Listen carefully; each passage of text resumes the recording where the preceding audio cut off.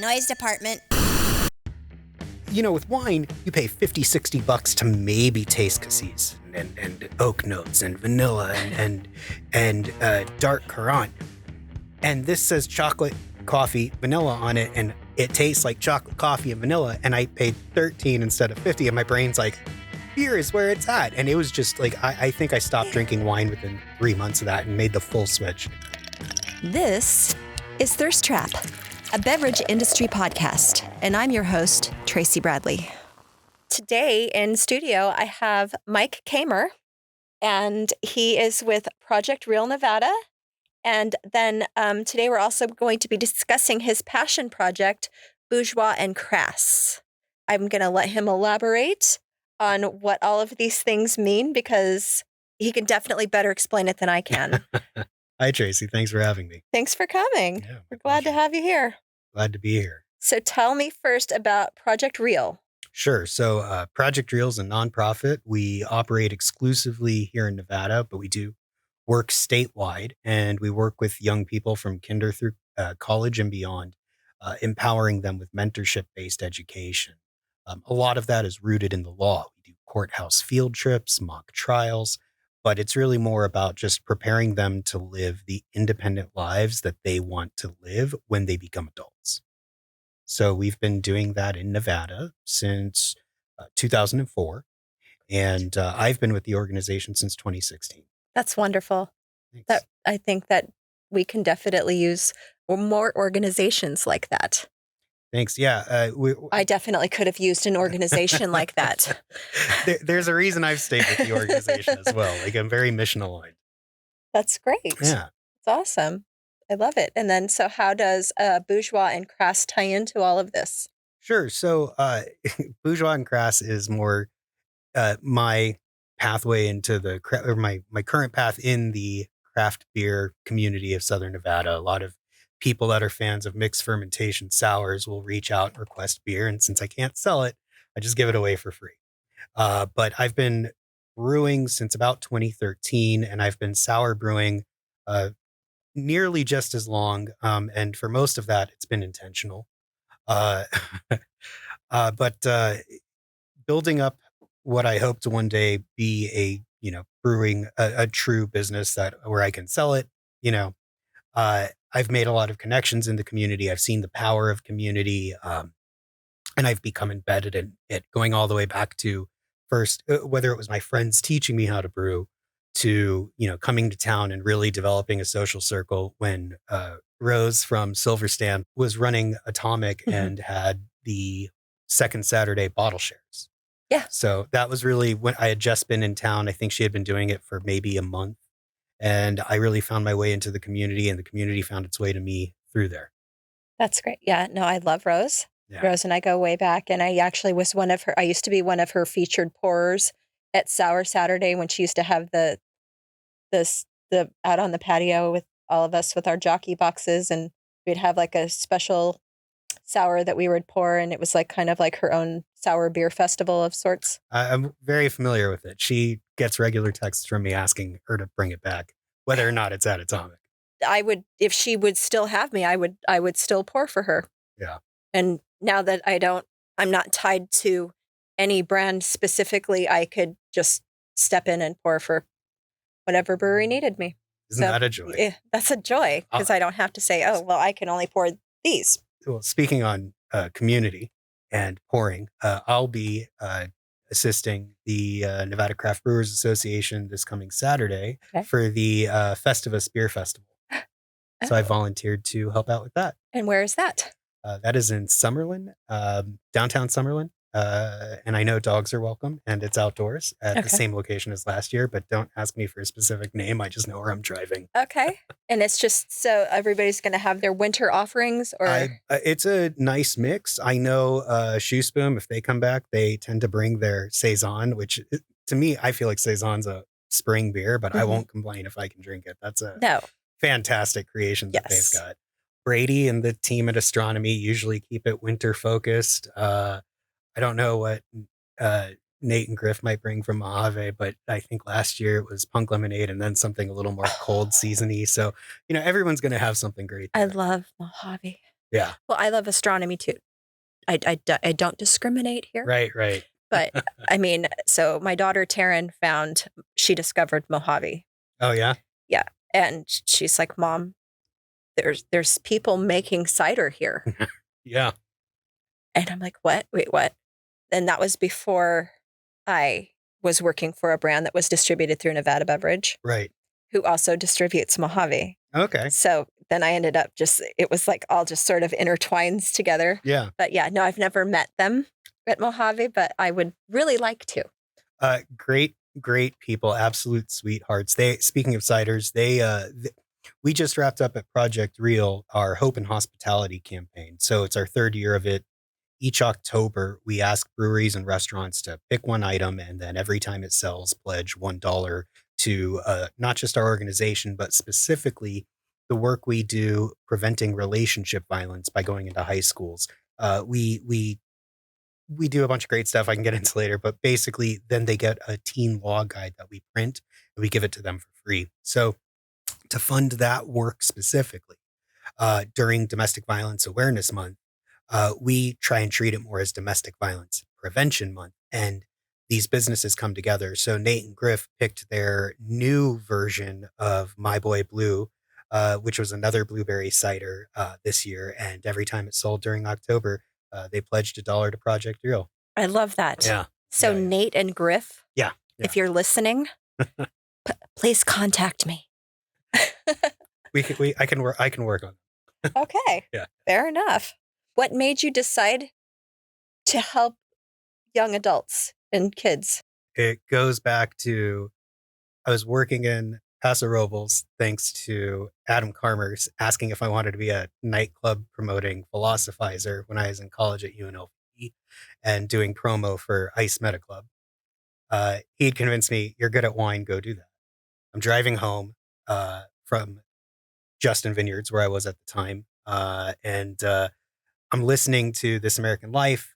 Ira Glass is interviewing this guy, Jeffrey Canada, who's basically saying, why are we trying to, well, yeah, it's great to have food banks and all, but what can we do to prevent the need for them in the first place? And I just heard this pathway of using philosophy to actually solve immediate problems rather than just thinking about thinking. And while there's all sorts of great causes in the world, children and young families, it seems like if you can get to kids early enough on and set them up for success later in life, like that's really how we make the world a better place. Not just in a feel good way, but in like a true paradigm shift of what it means to live in a great world. And so that, as fun as Paso was, I needed something else and found my way to a master's in public administration and nonprofit management. Yeah, like I said, I mean, I could have used an organization like that so I could figure myself out when I was a punk rock kid in Las Vegas, not knowing what the heck I was going to do with my life. Yeah, ours is really unique. And honestly, when I first heard about the job, I like was not excited, but something about it said give it a chance. Yeah. And it's telling kids what to do, which is what it sounded like. Here's some laws, follow them. I was the same kind of kid, and I was like, there's no way this can work. But now that I see, well, we're not giving them a list of things to do and things to follow, but these are your choices. This is how you can make these choices for yourself. And here's all the things people forgot to tell you about. They respect that. They appreciate that. And we've got an 80% or higher among each class we serve of positive impact rate. And when we survey these kids, I give them smart ass responses. Like, I absolutely hated this. And not only should you not do it for like, you should just quit your day job. Funny responses to tempt the smart ass kids in the room to pick them. Across the board, even the kids that say I somewhat to significantly get in trouble at home or school, and this, they'll say this really made me want to change the way I behave or make decisions. So we're incredibly effective. That's so great. Thanks. That's really great. Yeah. And then you brought us some beers to try today, I see. I did. Yeah, this is when I'm not working on that. I'm working on when I'm not at Project Real, I'm pretty much brewing. Okay. Or brewing related chores. So but we've already got one open right now. Salacious goes back to kind of my first homebrew, what got me into homebrew. Okay. I mentioned I worked at Justin. Yes. I picked up a bunch of like hoity-toity wine habits, and what I was interested in when I first started brewing is how can we take some of those like uh, bourgeois concepts from winemaking and apply them in the beer world. So the beer I was hoping to create was something like white oak. Only $12 a bottle for a 750 back then. But I was on food stamps and getting my master's degree.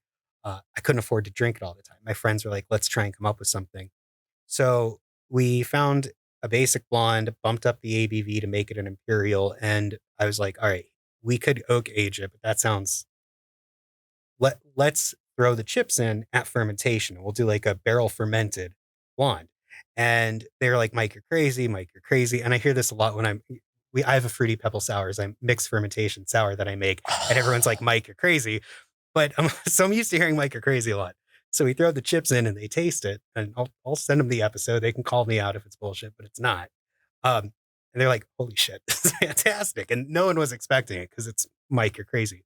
So this is after I stabilized and kind of punched up the recipe, this is where it landed. Okay. And yeah, so it's an oak fermented imperial blonde. Okay. Cheers. And it's what's the ABV on this? This one came out a little low, 10.7. Oh, it's just a 10.7. I was shooting for 12. So okay, that's delicious. yeah, like wow. I get a lot of something akin to honey. Yeah. And you can also pick up some of those coconut notes, and that comes from certain things in the related to vanilla that's in the oak. Don't ask me for the specifics. There's somebody at Firestone's Barrel Works who does a great presentation. I know because Rose hosted them when she was at Atomic, and I heard all sorts of great fancy science words. I'm a great brewer as a hack, but I'm not a scientist. And we'll get into some of my sours. If you want to talk science, somebody who knows what they're doing. You went to UC Davis, you said? I took one UC Davis winemaking course. Okay. To be, yeah, no. I was like, yes, I'm you a are. hack. You're a scientist. Dan Pixley for sour brewing is who you want to talk to for science. I know mechanics. And so like, urban farmhouse is trademarked, but so I refer to myself as like a metropolitan farmhouse brewer. Okay. I try not to use any chemical agents. The closest thing, I'll use a pH stabilizer for my water. But other than that, there's no sulfites, nothing. It's grain, it's hops, yeah. And so that kind of spirit is part of the, all right, what can we do that's classy? Let's ferment it on oak chips or oak fermented. And moving forward, it's only barrel fermented. Uh-huh. I've actually brought this one in because I just brewed the most recent version. It's going into a 10-gallon barrel. As soon as I pull that out, I'm going to fill it with, over the course of 2 weeks, 2 bottles of L'Aventure Rosé and condition that. And then I'll throw a sour beer in there. Very nice. So this is kind of, yeah. Okay. But anyway, but yeah, I'm a hack. I know the mechanical process. Dan's a science guy. And I like to make that clear because I think it's a lot important for people to know, not just the beer, but the story behind it and the person behind it. People love Juxta and or if you look at Kyle and Matt's sense of humor and online engagements, like that's part of the story. That's part they might not want to admit that's what they're selling, but that it's a little bit of what goes into their fantastic product. It's the brand too. It's the people behind it. So yeah. Oh, that's amazing. Thanks. Do you want to try something else? Yeah. All right. If that's what I have in store for me today, then yes, bring it on. Let's. I don't want to go too weird just yet. Let's try. So this is. If you know me, there's no such thing as too weird. Stand by. I'm a weirdo. So this is a mixed fermentation Flanders with cherries and vanilla. It was finished with cherries and vanilla. Okay. Yeah. And what's the ABV on this one? So this guy is 9.89. Okay. It went about 2% higher than I was planning originally. So we're going with all low ABVs today. Yeah, for Bourgeois Crass, yeah, it's pretty low. That is lovely. Thank you. It's got a great finish. It truly, I think a bouquet of the way the cherry and the vanilla play together. Like if I didn't tell you it was in there, it'd be really hard. Maybe you'd get like like a vanilla ice cream with one of those cherry hard shell tops to it, but trying to pick out the individual flavors would be difficult, which is in this case I think fun and enjoyable. Trying to place the flavor, something to compare it to. The only thing I can think of are like seasonal chocolates from World Market. Yeah. When you just like go crazy, you're looking for stocking stuffers or whatever. Mm-hmm. There was a sour cherry, chocolate covered sour cherry. That, you know what? That makes sense and speaks to something I'll say, which is women are better tasters and just they make for better Cicerone candidates than men. There's science to it. But anyway, there is also cocoa nibs in this. So good catch. I am a level 2 Cicerone, but I am not a scientist. I wish I was. I am in my own mind. I play one on TV. Awesome. All right, let's try weird. Okay. Does that say LSD on it? It looks like it does, and that's so that is part of the fun. This is lucid sentient dimensions, and this is one of the reasons a lot of people actually haven't had a release from me in the last several months. I spent about a year trying to brew Bottle Logic like stasis stouts. Full disclosure, it does say LSD on the bottle. So guys, if I start tripping balls, I'm really sorry. It does say. So it's intentional, but contains no LSD. Okay. It is part of the fun, part of the brand. But so this is Lucid Sentient Dimensions is a soured stout that started off not supposed to be sour, but brewing in the small area that I do, I've just come to accept like there's a reason brewery had brewery and then Thoreau, right? And it wasn't just equipment cross-contaminating. Like you just can't successfully do that much sour next to that many clean beers without cross-contamination. Yes. So if I want to do stouts, they're going to have to be sour. And this is basically a soured Bottle Logic Stasis Project clone. It's only 8.4%, but some of the other experiments got up to like 12 to 14. So cheers.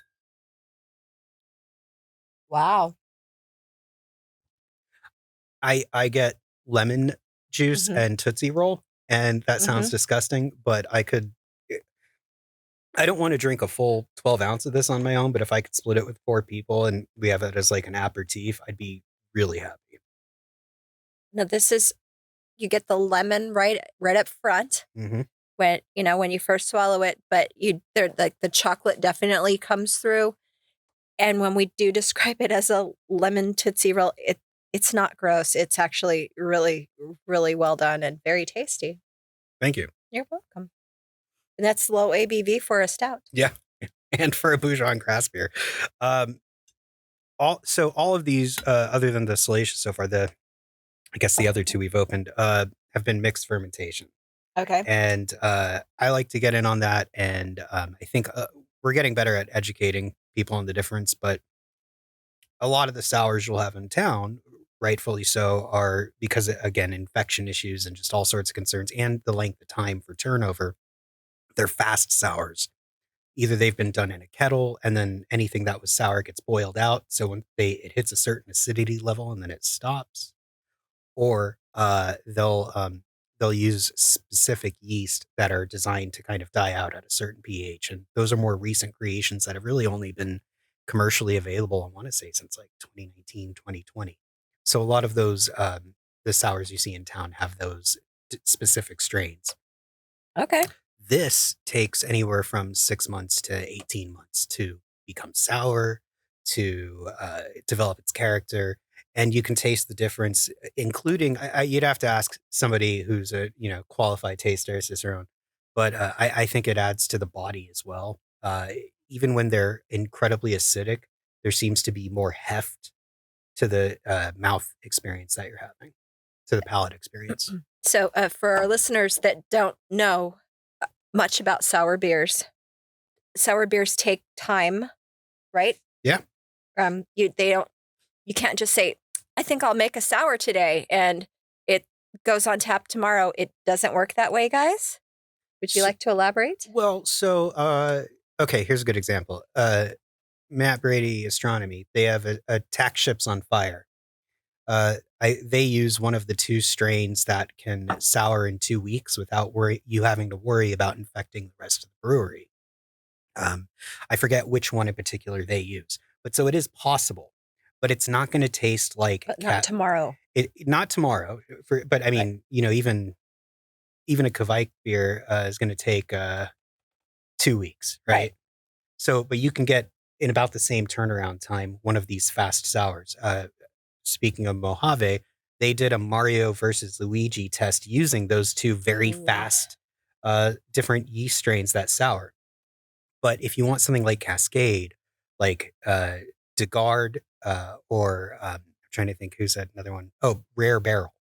Those mixed fermentation sours, those take an extensive amount of time to make. So okay. And that's what we're for the most part having today. And then also for my listeners, if you've never tried a sour beer because you're afraid, don't be afraid. Be adventurous and just try one. I would suggest going over to Silver Stamp. So, okay, my very first sour that I ever had. Let's see, I think it might have been the first vacation that I took after I started working at Johnson Brothers. And we sold Left Coast out of San Clemente. They had a sour on tap, but it was like they had a spigot right out of their walk-in cooler. Oh, yeah? It was that fresh. That's amazing. That we tried, and that's what did it for me. That was my entry-level sour. I'm going to have to go on Untapped after this and just see what it was. I don't know. I don't know what it was called, but we had a great time. They hosted me and my family and took us on a tour. And that's when they had a very small operation in some strip mall. We had to, it was amazing. So next up that I've got, this is my favorite thing I make. This one's gotten a little more oxygen than I'd like, but it's 2 years old now. So this is OPV. Oak, prickly pear, vanilla. So do a sour beer in an oak barrel. Into that one barrel, I'll throw the fruit in directly. It always gets blended up and then dumped out after. But so I'll throw in a variety of red and green prickly pear, and then I'll finish it with vanilla for about 2 or 3 weeks. So you had me at prickly pear. Yeah. Cheers. Cheers. Yeah, I think it's a little drier than it used to be when it's fresh. It's got a lot more watermelon Jolly Rancher to it. You can still kind of get that on the finish, I believe. But just kind of the balance and the massive bouquet that's going on. There's a little metallic thing that's happening at the end that doesn't happen when it's fresh. But again, I've only got so much storage space, and I can only give so many out. And it is Vegas, so you have to be careful of where you store it. Oh, yeah. But yeah, so OPV is like my favorite. I do it every year. It's kind of the only thing that thank you. It's the only thing I make sure to do annually. This makes me happy. So. Thank you. I can swing by later with in a couple of weeks with this year's batch, which will also include a red tuna and green tuna edition. So I've got a red versus green going, same base beer, but I split the colors intentionally just to see what happens because I honestly don't know. So a Grinch versus Santa Claus type thing? It won't be ready by then, but maybe it's start the new year off with still fighting. Something like that. Yeah. New Year's fight. But yeah, every year this is hands down my favorite. Oop. All right. Got 2 left. Well, before we go to the big one. So I was saying earlier about fast souring. Mm-hmm. Everything you've had has Lactobacillus, Brettanomyces, Pediococcus in it, and then Saccharomyces. So the brewer's yeast that everybody uses are, certain versions of that. And then the different souring agents that take a lot of time. This is just Lactobacillus and brewer's yeast. The question for myself was, and the reason it's not labeled like everything else, and I know it's not great for radio, but these weren't designed to be good. This is part of an experiment where I'm trying to create a very simple, quick turnover beer that's still not kettle souring or using those fast souring methods. Okay. I want to create something light that I can add tea to, so that when I open, I can have a whole series of just different teas rotating throughout the week, similar to something like a tea inspired display of how you can go in and try different syrups for at back in the day at the brewery for their Berliner Weiss type of experience. Okay. And so this is one of those that actually came out pretty well. I'm actually a huge tea fan. My Amazon shopping cart is insane. I look like, no offense to anyone, but I look like an 80-year-old cat lady who's still got great taste, like a great palate. Like there's just like 40 All different, teas. yeah, there's like chocolate raspberry tea, strawberry shortcake tea. And I'm like, one day when I figure out what the base recipe is and what my production method's going to be, I'll buy them all and we'll go crazy. But right. So this was Boylan's Lemon Ginger. I don't think the base beer is very good, but I think that tea in particular, which it's a probiotic tea, and if it's getting hot, it's all bullshit, right? They're gonna die. But that aside, I think it tastes amazing. I think the tea did a lot of work. I'm not going to take too much credit for this one, but enjoy. All Cheers. right. Yeah. Cheers.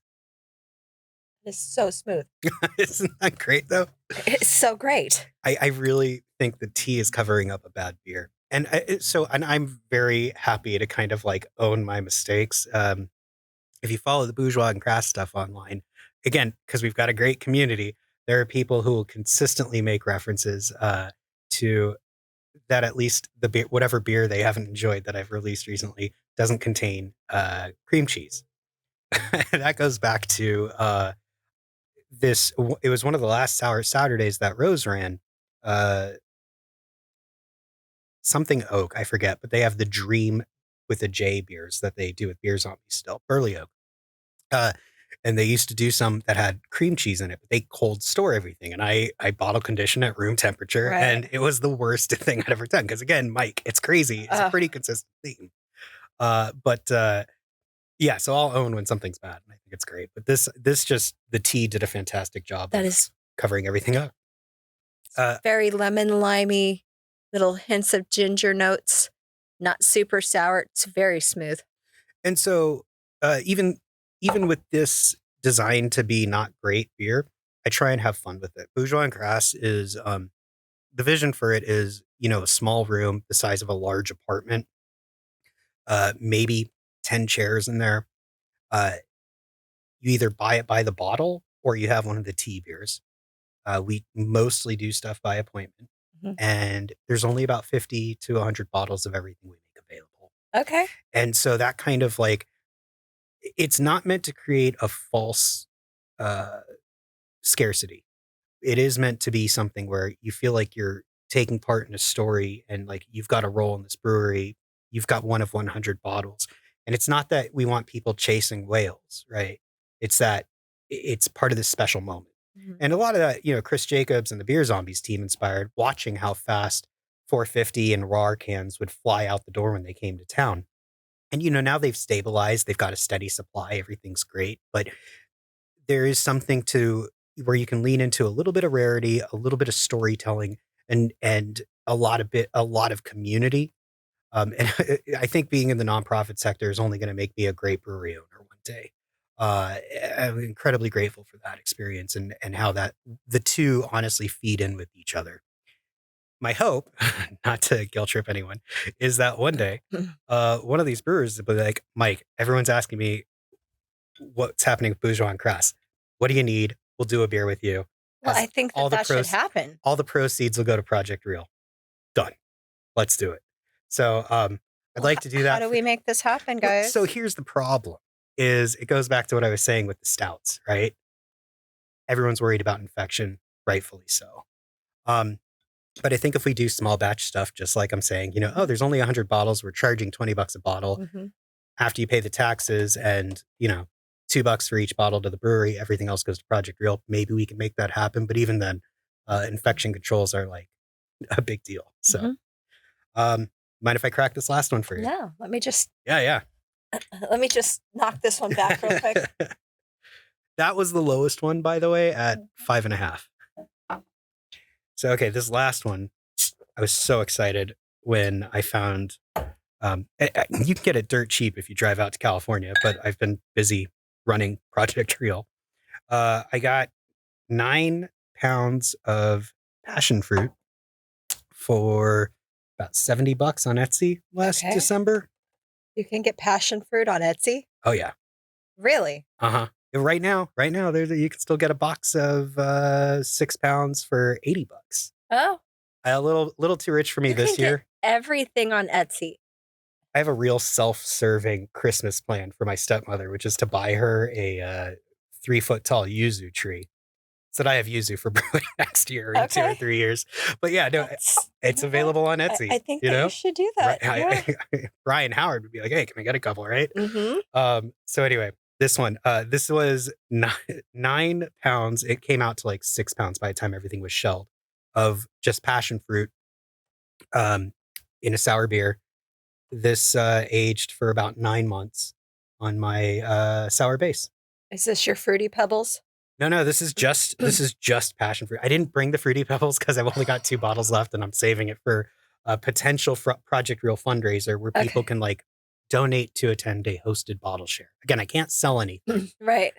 I can donate to the You can Project Real, and Project Real can host a fundraiser. So, all right. But cheers to this. Cheers. Yeah. To me, wow, this is as cascade as I get, and this is really where I want to be on all of my fresh releases. Anything 6 months or less in the bottle, juicy, aggressively sour, yet somehow still balanced. This one came in low, 6.1%. Wow. Okay. No one should want to drink one of my beers on their own. If they're all eventually in 16-ounce bottles, it goes back to that storytelling. I hope every time somebody pulls out a Bourgeois Crass, they feel like whether it's a bottle share or an event, a birthday, an anniversary, it's an event bottle that they're taking part in and that they're sharing with someone that they enjoy, love, care about, whatever. This is great. Okay, so full disclosure is I'm not a big passion fruit fan. Yeah. But I'm a fan of this because you don't get like punched in the face with passion fruit. Yeah. It's great. Thank you. Yeah, I'm surprised because when I first made it, I actually thought when I first bottled it, it started tasting more like the syrup in a fruit cup. But yeah, no, it's really, I think, shown up over the ages. It's very well done.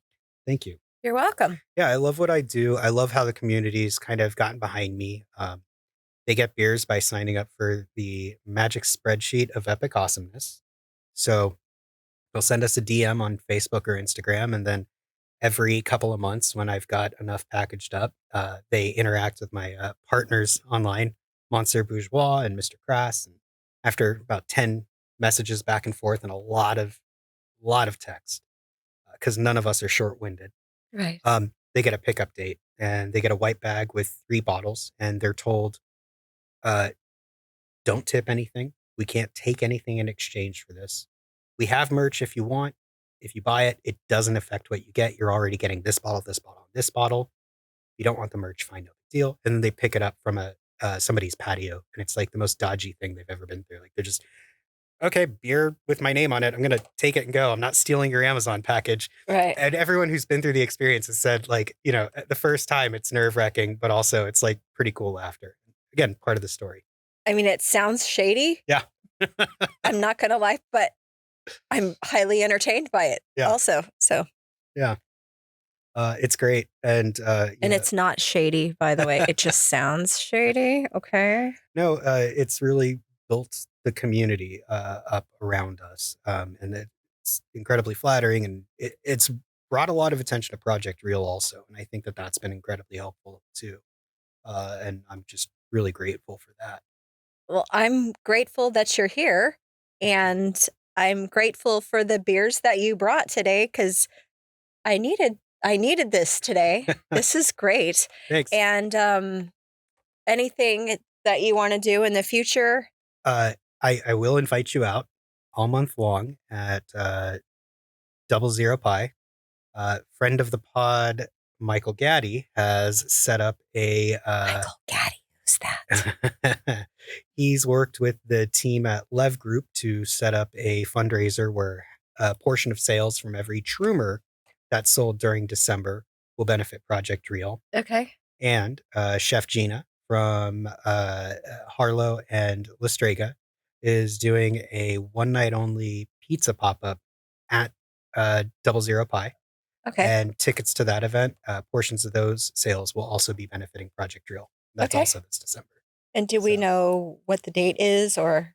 Not off the top of my head, but I've been an executive director for Project Real for like 3 months. So I'm a little buried. Okay. I know it's on my calendar. Okay. I know I'm very excited to go. I know it's a seafood themed pizza. And I know Chef Gina's awesome. I know the staff at Double Zero are awesome. I know Gaddy and Trumer are awesome. So it's easily found on Facebook, and it's going to be a fantastic night. Before you go, Yeah. question I ask everyone, what was your gateway beer? Goes back to the food stamps. I'm on a date. I'm broke. I'm at Commonwealth in Long Beach. Oh, there's a Commonwealth in Long Beach? Oh, there is. Oh, okay. And I'm still into wine at the time. And the date's like, well, I don't want wine, and we're at this beer place anyway. So I'm looking at the menu, and there's this $13 bottle. It's 750 mil, and it's 13%. I'm like, well, that looks like a deal. And it says chocolate and coffee and cocoa. I'm like, okay, that sounds nice. But I'm thinking like wine, where it's the essence of those flavors. Yeah. But it's not those flavors. So they bring out a bottle of Speedway Stout, and it's like 2011 Speedway Stout. And that's brewed by? Speedway. Speedway. Oh, sorry, by AleSmith. AleSmith, okay. Speedway Stout. They crack this thing, and my brain just clicks, and I go, holy shit, this is amazing. Because, with wine, you pay $50-$60 to maybe taste cassis and oak notes and vanilla and dark currant. And this says chocolate, coffee, vanilla on it, and it tastes like chocolate, coffee, and vanilla, and I paid $13 instead of $50, and my brain's like, beer is where it's at. And it was just like, I think I stopped drinking wine within 3 months of that and made the full switch. Like, I'll still, look, you crack a bottle of Camus in front of me, Yeah. I'll knock it back, but like, beer's where my heart is. Well, that's great. Yeah. That's awesome. So if any of our listeners are interested in Project Real, how would they contact you? So if any of your listeners have someone in their life whose age is 16 to 24, they should go to projectrealnv.org/adulting specifically. That's going to take them to a digital version of our teen law guide that will radically reshape the lives of any young person they know. Okay. If they just want to get in touch, projectrealnv.org. And if they're feeling generous, they can throw a /donate at the end of that. And this is the season for giving. So I think that is definitely a worthy cause.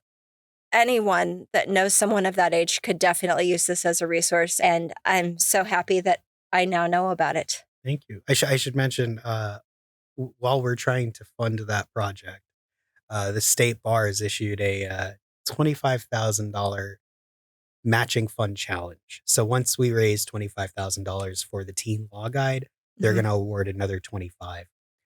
It's already online for free. Okay. That's going to let us print them.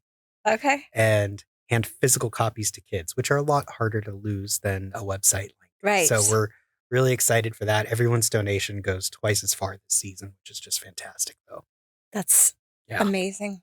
And the fact that the State Bar of Nevada, the association that polices, supervises, helps all the lawyers in the state, is so supportive of this project, I think really speaks to its value, that people at that kind of level see the value in it too. So very, very good stuff. Trace, thank you so much for having me and the opportunity to tell everyone about Beer Project aside. Project Real is, thank you so much. You're very welcome. I'm Tracy Bradley, and that's the Thirst Trap Podcast, produced and edited by Gonzo Greg Spillane for Noise Department. Our theme music is composed and performed by Jose Torres. Please like and subscribe wherever you enjoy your podcasts, and share with your friends and associates in the beverage industry, or anybody who drinks things. You can always visit and contact me at thirsttrappodcast.com, and you can find links to all the socials there as well. Till next time, cheers.